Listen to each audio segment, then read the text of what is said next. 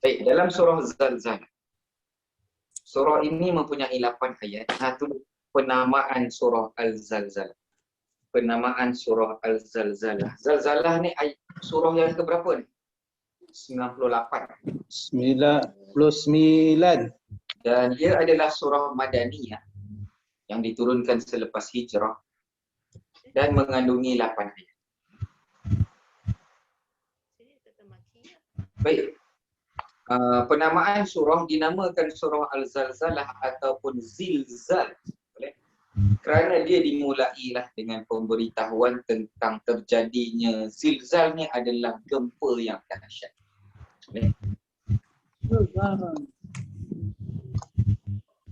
Beberapa saat sebelum hari kiamat. Sebelum beberapa saat nak kiamat nanti dia akan gegar, terkeluar-keluar semua. Semua jadi abu biru lah.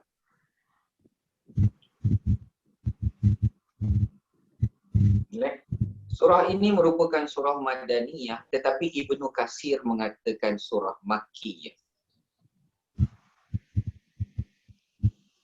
Jadi ada khilaf jugalah dalam penurunan surah. Baik, tulis tajuk kedua, kandungan surah.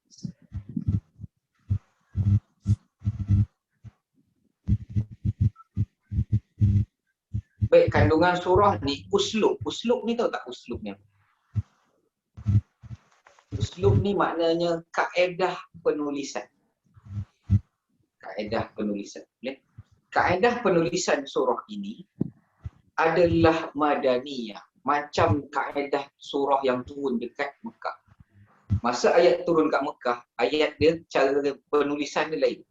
Tapi bila turun dekat Madinah, cara penulisan dia lain. Yang ni surah yang ulama' nampak lah benda ni. Tak apalah. Jadi kaedah penyampaian ayat surah ni nampak macam Madani. Tetapi tema dia adalah Makkiyah. Tema Makkiyah.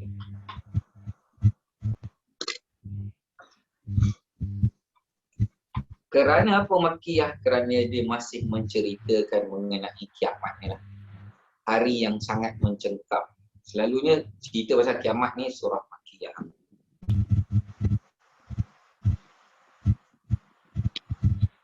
Baik, apa kandungan surah lagi? Menjelaskan tentang terjadinya gempa dan goncangan yang dahsyat pada hari kiamat.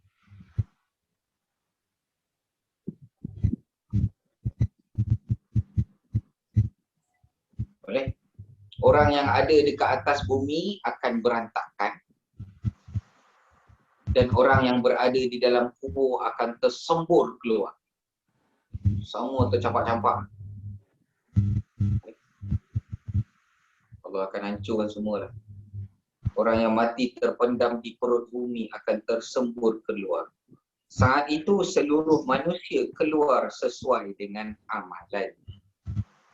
Ketika berada di dunia, itu adalah perbahasan daripada ayat 1 sampai 5. Ayat 1 sampai 5 dia ceritakan bab manusia akan berantakan kat atas bumi ni. Kemudian yang kat dalam bumi pula akan tercampak keluar-keluar, tersembur-sembur keluar. Okay. Kita yang duduk kat dalam kubur tiba tebung tu keluar-keluar.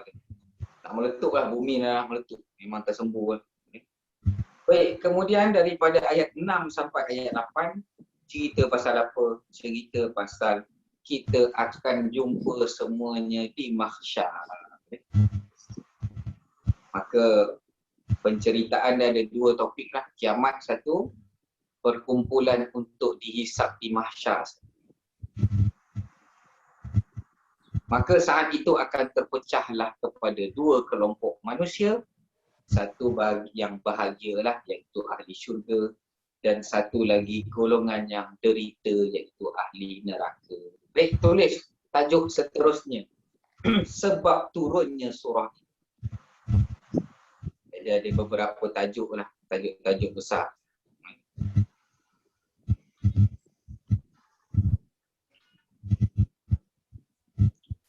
Jadi sebab turunnya bila orang kafir mula bertanyakan kepada Rasulullah, bilakah akan berlaku kiamat?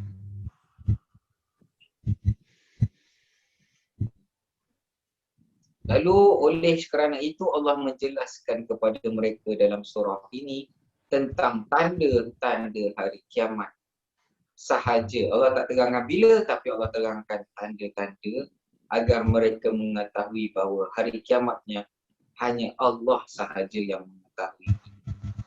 Tak ada orang boleh tahulah, Allah sahaja. Ada tak orang lain tahu? Tak ada. Baik, yang ni saya nak bacakan sikit mengenai kelebihan ataupun keutamaan surah Al-Zalzalah. Baik, diriwayatkan oleh Tirmizi, saya baca lagi sekarang.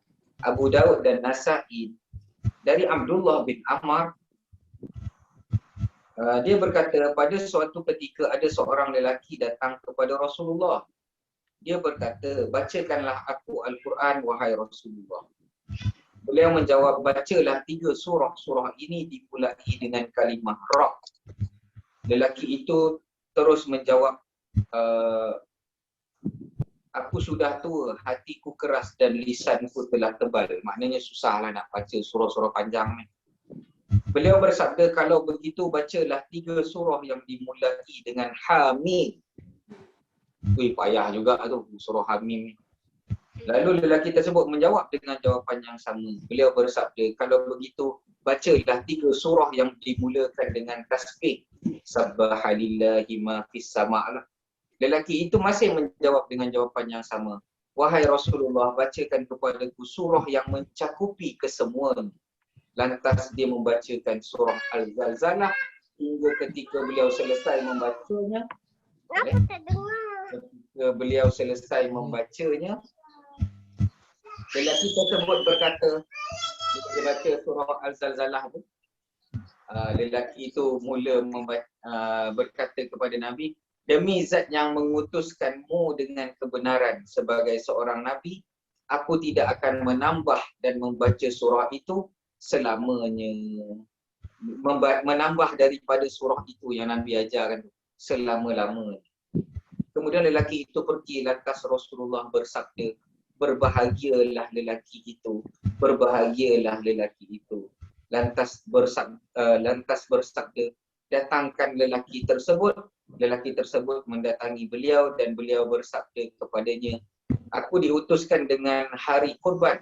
Allah telah menjadikan hari itu sebagai hari raya umat ini. Lelaki tersebut berkata, bagaimana pendapatmu jika aku tidak mempunyai mendapati melainkan kambing betina, apakah aku mengorbankannya? Beliau menjawab, tidak. Akan tetapi potonglah rambutmu, potonglah kukumu dan cukurlah kumismu serta potong bersihlah bulu ketiakmu dan merupakan itu merupakan korban yang sempurna di sisi Allah. Itulah. Jadi lelaki tu dah kata dah, aku tak nak tambah yang lain, aku nak baca ni. Lalu Nabi kata berbahagia. Maka cukup mencakupi surah ini. Jadi ada juga seorang sahabat Nabi yang nak menikah tetapi duit tak cukup, mahar nak bayar tu tak ada. Ada hadis daripada Hasan bahawa Rasulullah pernah bertanya kepada salah seorang sahabat beliau, wahai fulan, apakah kamu sudah menikah? Dia jawab, belum. Demi Allah, wahai Rasulullah, aku tidak mempunyai modal untuk menikah. Beliau bertanya, tidakkah kamu menghafal surah Al-Ikhlas? Dia menjawab, ya. Itu 1/3 Al-Quran.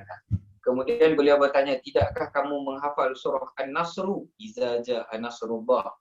Lalu dia menjawab, ya, aku hafal. Itu adalah 1/4 daripada Al-Quran. Beliau bertanya lagi, tidakkah kamu menghafal surah Al-Kafirun?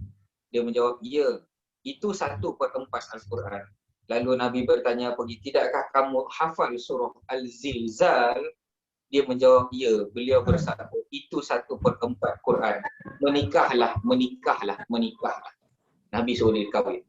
Dia yang payah surah ni adalah dekat ayat yang ke-7. Faman ya'mal misqal. Yang ni tak ada apa. Yang ni okey ni, surah Zilzal ni senang. InsyaAllah. Boleh? Jadi siapa yang belum kahwin, kalau kita jumpa, suruh dia hafal 4 surah. Boleh? InsyaAllah. Boleh? Nanti kita sambunglah minggu depan pembahasan mengenai surah Al-Zalzalah. Subhanakallahumma wa bihamdika asyhadu an la ilaha illa anta astaghfiruka wa atubu ilaik. Bismillahirrahmanirrahim. Wal 'asri innal insana lafi khusr illa alladhina amanu wa 'amilus solihati wa tawasaw bil haqqi wa tawasaw bis sabr. Sallallahu ala sayyidina Muhammadin wa ala alihi wa sahbihi ajma'in. Walhamdulillahi rabbil alamin. Assalamualaikum warahmatullahi ta'ala wabarakatuh.